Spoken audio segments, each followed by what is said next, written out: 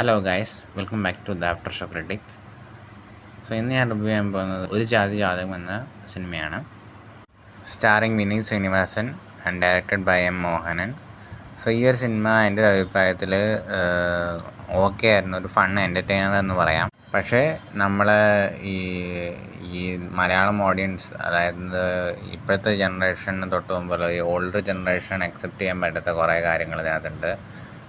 ഹോമോസെക്ഷാലിറ്റീനെ കുറിച്ചും ലെസ്ബിയൻ, ഗേ, അങ്ങനെ കുറേ ടോപ്പിക്സ് ഈ ഒരു സിനിമയിൽ ഡിസ്കസ് ചെയ്യുന്നുണ്ട്.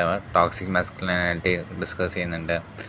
വേറെ കുറേ ടോപ്പിക്സ് ഈ ഒരു സിനിമയിൽ ഡിസ്കസ് ചെയ്യുന്നുണ്ട്. മൊത്തത്തിൽ ഈ ഒരു സിനിമയിൽ ഒറ്റ വാക്കിൽ ഡിസ്ക്രൈബ് ചെയ്യുകയാണെന്ന് പറഞ്ഞു കഴിഞ്ഞാൽ ഒരു സോഷ്യൽ അവയർനെസ് മൂവി. അതായത് ഇതുപോലെ ടോപ്പിക്കും ഉണ്ട് ഈ ലോകത്ത് എന്നൊരു സാധനം മലയാളം ഇൻഡസ്ട്രിയിലേക്ക് ഇൻട്രൊഡ്യൂസ് ചെയ്യുന്ന ഒരു സിനിമയായിട്ടാണ് ഒരു ജാതി ജാതകം എനിക്ക് തോന്നിയത്.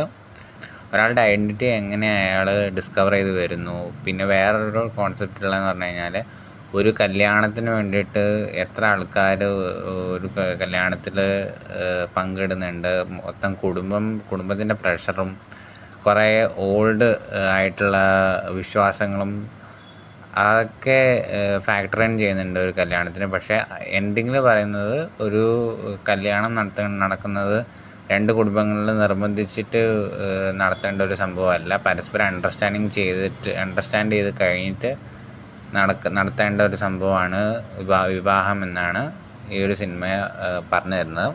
സോ എൻ്റെ ഒരു അഭിപ്രായത്തിൽ ഈ ഒരു സിനിമയ്ക്ക് ഞാൻ out of 10 I would give 7. So അടുത്തൊരു വീഡിയോ വരുന്നവരേക്കും bye from the after show critic. Thank U.